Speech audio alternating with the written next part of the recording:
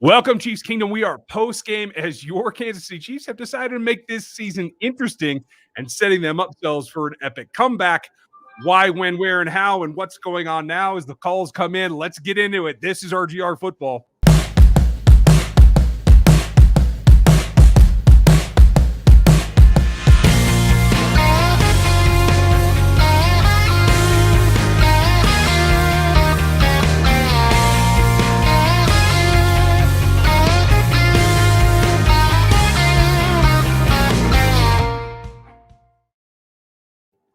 Ooh, doggy. For a team that should be leading this division, they decided to make things interesting. Mr. Daniel Harms, how are you dealing with it?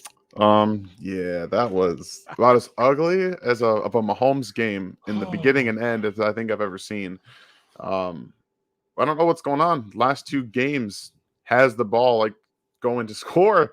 He's had some very interesting decisions, and that 3rd and 8 ball never should have been thrown at all. Yeah. There was no one in the vicinity. I'm not sure what was going on, whether he and Travis were on the wrong page, but something's brewing right now in Kansas City, and it's not the smell of success. I'll tell you that much. Yeah, I do not smell what the Rock is cooking because it ain't good. There are a lot of things to go around. We're going to go through a couple of notes here, folks. We'll try to answer your super chats. This is a bitter taste, and honestly, frustrating because what we thought needed to be improved actually got improved. Yeah. And then other parts of the team broke down. So this is clearly a team loss, but for the first time that I can remember, this is as much on Patrick Mahomes as it on anybody else on this roster right now. Yeah. And to be clear, you can't turn the ball over 3 times, let alone 4 times, and win a game. And at the end of the game, at the end of the day, they were still right there. And then something happened. Lucas Niang is the first thing I want to talk about because yes, he had a tough day against Joey Bosa, limping and hobbled Joey Bosa at that. And speed was always going to give. I thought speed would give Brown more trouble in this game, and it turns out it was the other way around. They attacked Niang with Bosa one-on-one all day long, paid dividends, forced Mahomes to be very uncomfortable. Maybe that played into his decision making. I don't know, to be honest with you, but at the end of the day, that's going to happen with young players. We did talk about this being something that was going to happen, and I know that the first 2 weeks left everyone feeling pretty comfortable with the offensive line, but the Chargers exploited it very, very much. And at the same time, I don't think it was the reason for this loss, to tell you the truth. Oh, no, it wasn't. and that's what it comes down to. Is like, this is a case of what you fixed last week is now broken something else, and it's just not a team concept yet, folks. And yes, I know it sucks to be under 500 for the first time in Andy's tenure in Kansas City. Again, you got an extra game. It's a long season. And Tyler, thank you for the super chat, folks. If you want to support the channel, the super chat's the way to do it. Appreciate it. You can also join the memberships and you can hit the RGR store. We're not doing a ton of questions today, but we are going to answer the super chats. You're right, Tyler. It is a team loss, both sides of the ball. Thornhill was a question mark, and you saw me tweet out on the last drive. They went, I think it was 3 plays before he got in there. And right after I tweet that, he comes in the next play. Yeah. But it was only one by my count, unless they had him so deep that I couldn't see him on the screen. I think that's an issue. I think you saw whatever that call was, whether it was on Baker or Sorensen, I don't know. I think the call was supposed to be on Neiman. They flashed back to Neiman kind of trying to grab Cook, and he didn't actually grab him. But they never actually showed the defensive pass interference that it was called, which is not surprising because that's what they do. But yeah, it's a little strange. Something else. Thornhill didn't get in. He got in the game on the first 3rd down of the game. I did notice that. And then he played, I don't know, about 5 minutes into whatever the second drive in the second half was. And then he played. And that's when they started to come on. You saw them attacking more. You saw them getting more things done. Mike Dana put some nice rushes together today, folks. Yeah. He's in my notes a couple of times.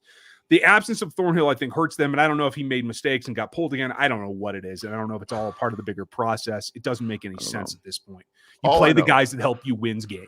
Yeah. All I know is that every time the Chiefs blitzed and were showing pressure, they just threw it up to one of their receivers on the outside because the corners were not able to hold up to Mike Williams. They're not able to hold up to Keenan Allen. We've been talking about Baker, and he got worked a bit too. Hughes just fell apart today. Sneed with the pass interference. I don't. Everybody in the secondary and in the quarterback position today was a problem. Now, for everybody that remembers, what did I tell you was priority number one in this draft cycle? Get more talent at corner. Yeah. Now, this should give you an indication that Ward is not as bad as a lot of us tend to heap some negativity on him, because there was clearly a difference between what the coverage was able to do today versus last week. And he does have a little bit more length, a little bit more experience, certainly than Hughes and Baker at this point. I think that paid off. You have to continue to invest in that. And that's, again, the shift.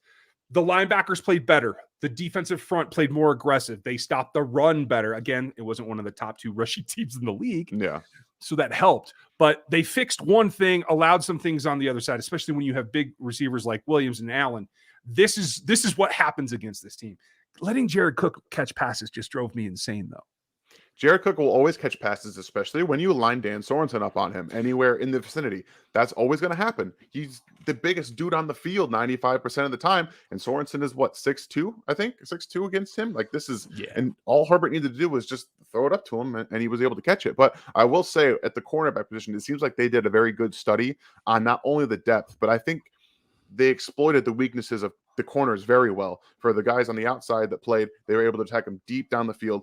Ward's a bit stronger in that regard. I think they would have been able to attack over the middle of the field. It seems like they studied that very well. So, yeah, props to them for taking every single mistake that the Chiefs made and pretty much taking it to the house. So, yeah. And that decision at the end to score a touchdown instead of kick the field goal was a very dumb one. But, at the end of the day, their defense was trusted way more than this Chiefs defense was. And, that'll do it for you. Yeah. Ronaldo, thank you for the support. Appreciate it. And maybe you missed the beginning of the show.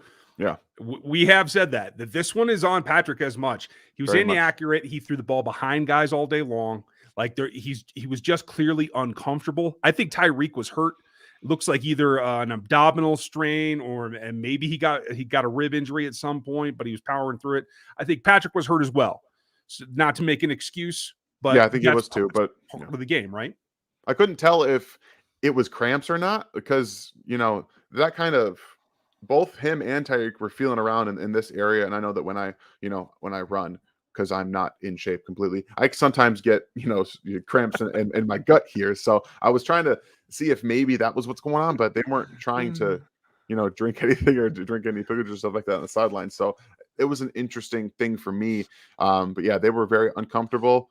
I know that no one wants to talk about it because apparently he's still bad, but Clyde had a very good day outside of the fumble. Yeah, that was a fumble that he's trying to stay up. I get it. Guy comes in, puts his shoulder, head, or helmet on the football. It pops out. Yeah, not great. Ball security all around from the Chiefs today. Tyreek put it on the ground. Mahomes put it on the ground. Clyde put it on the ground. Like, there was a lot of issues with ball security. I was laughing before because you said that you don't run much, and I think it's funny because I don't remember the last time I ran anywhere. But you have a very good point. It kind of spread around. Kudos to Clyde for starting to buckle down, getting 2 hands of the ball with contact. He took care of that issue. He ran harder. The offensive line blew the defense back at times. This is what you have to have from them every week. Mm-hmm. And you have to go back to guys actually catching the ball and not tipping it up in the air, Kemp. I don't want to get too negative, but this is all hands on deck. Again, not firing in the same direction. That's what it takes. On the positive side, Nick Bolton played better. Hitchens played better. Tyron was Tyron. I thought, for not having Frank across from him, I thought that Chris Jones put in some good work. I was happy with the push from Reed and Saunders. I thought they got more.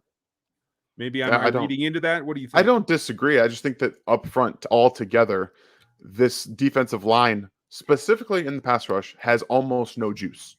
None. And Chris Jones was even almost ineffective most of this game in the pass rush. They were able to double him. Every time that they rush 4, it's a problem. And Herbert could just sit back there and set up camp, grab a drink, put his feet up, and then just wait for someone to come open because no one was getting to him. And it was just it's not good. And when you lose games like this, things are falling from the sky. Everyone, they talk about this, that everything bad that happens. 1 and 2 is not obviously ideal. You don't want to start this far back, especially if the Raiders and the Broncos go on to win their games the rest of the day. That's not what you want to see. But again, this team much like the 1-2 team of the Packers a few years ago, where Aaron Rodgers famously said, relax. I think that still is applicable here. There isn't as much to fix going forward. I know that you're not going to see run games like you saw the first 2 weeks, and that was very evident in this game. And you're not going to see Justin Herbert every single week. So you just have to build have to have building blocks, and it's not going to be easy to kind of take a positive side of a game like this where it comes down to the end once again, and you think the Chiefs should win the game, and they end up not. So the Chiefs have been on the opposite side of that coin most of last year, and now they're feeling the other side of it. So they're going to have to respond. Yeah, they will. In terms of pressure, you're right. Each team did get a sack, only one. That's pretty good. But the Chargers got 7 hits. They were moving him all over the pocket. Man. Yeah, and the Chiefs only got 6. I'll check hurries when they come out here after the All-22 is up, you guys, and I'll let you know what I find there. In terms of pressure, not enough. Mike Dana had half of the team's pressures today. Whew, man, so, that's not what you want to see. No. I mean, I'm happy for him. I'm happy for him. Don't get me wrong. I think, but you cannot have that. And again, that was something that we've stressed, not only at cornerback, but we wanted to see them bring Melvin Ingram in. You think he helps in this game against his former team? You think so. He doesn't? I 100% believe that he does. And the Chiefs had enough money to bring him in. So that's a bit of an oversight in my opinion. They needed to address the pass rush. Taking a guy in the 5th round who's not playing for you is not going to do it with a guy who you paid a bunch of money for is not playing. Yeah. Again, I'm frustrated. They ended up with 33 first downs to 21. That's a plus. They ended up with 400 yards of net offense. Yeah. It's just the turnovers that stop them from putting those up. If you get in that position, this isn't a game. Yeah. This is a 35-24 game. So when it comes down to that, you got to take care of the turnovers first. On the positive side, what we didn't see from the second wide receivers, and I'm not going to include Mecole Hardman in that because I think his jet sweep work was excellent. I thought he made a grab or two when he needed to. I think he had 2 catches on 4 targets, if I remember right. I don't remember. They're not throwing the ball his way, and I'm not sure if that was because Mahomes couldn't get to him in his progressions or if, again, they're just locked in elsewhere. Yeah, he had 3 catches on 4 targets for the day, and he moved the ball some. So what you got in there absent was the tight ends. Every tight end on this roster got a catch. And kudos to Jody Fortson. We're going to celebrate him as we wrap it up, folks. Yes, and tomorrow is the long stream Q&A at 6 p.m. We'll answer all your questions there. I just got to make sure that we get everything in and out today because there's one more super chat that we need to address. Is Spags not blitzing as much this year? I think total it's about the same. I think it's a different timing, and quite frankly, I think it was inopportune in the red zone. I also think it's different to tell because these games have not been blowouts. The Chiefs have been kind of going back and forth. So when the other team has the lead, you're not trying to just continuously blitz. And last year when the Chiefs got the lead, which was often, that's where Spags wants to blitz, where he wants to make the quarterback uncomfortable. And you saw there at the end when the Chiefs had the lead and they were trying to hold off them from getting into the end zone or it was tied, he was trying to put more pressure on. So they're not getting the leads that they had last year. And they've had to find ways to come back in every single game that they've played. That has to stop. Yeah. Kudos to Andy Reid. I don't have the totals here, or maybe I do if I look them up. But he called a more balanced game, and I think that worked. Despite the pass rush getting home, I thought the interior defense and the linebackers didn't make a whole lot of plays for the Chargers down the stretch. So I'm happy with that. Again, if you don't turn the ball over, this is a much more time of possession game that just takes the pressure off of the defense and protects them more. Yeah, I'll say one thing about the run. I didn't mind them doing so much of it in this game. I thought it was important to get Clyde's confidence up, and I think he showed the runner he is when you use him properly. Still specifically, that first down coming out to go score the field goal. That was exactly the kind of run that he's not good at. You're turning his shoulders to the sideline, and I told my wife before that play even happened, they should throw the ball on first down. The Chargers will expect them running at the ball here in this situation on first down. He ran it, goes nowhere. It just spirals after that. Andy has to do some of these different. He closes on his tendencies a little too much in these situations, in my opinion, and that's very easy for defenses to figure out. And I'm not a huge fan of that. So I think he did a good job to get Clyde the ball. That touchdown was huge for his confidence, like we talked about, and just figure some of the little things out. Again, you said turnovers killed this team because this should have been a win very easily, and it wasn't. It should have. Kudos to Clyde, 100 yards on the ground. Kudos to the offensive line. There are some bright spots on that part, but again, the quarterback's got to manage the game better, and they got to keep possession. Stop turnovers, and these two last games are wins. Will they do that next week? I think so. I thought they would this week, so you never know. Yeah. But we're going to dig into it, folks, and we'll have everything for you tomorrow night on the Q&A. Bring all your questions. I'm going to go cover the pressers now, record the Locked On Chiefs podcast. You'll hear that later this afternoon or this evening, one of the two. Take a deep breath. It's going to be all right. It's a long season. Dan, thanks for jumping on here post-game. No problem. I'll see you guys tomorrow night. All right, folks. We'll see you then.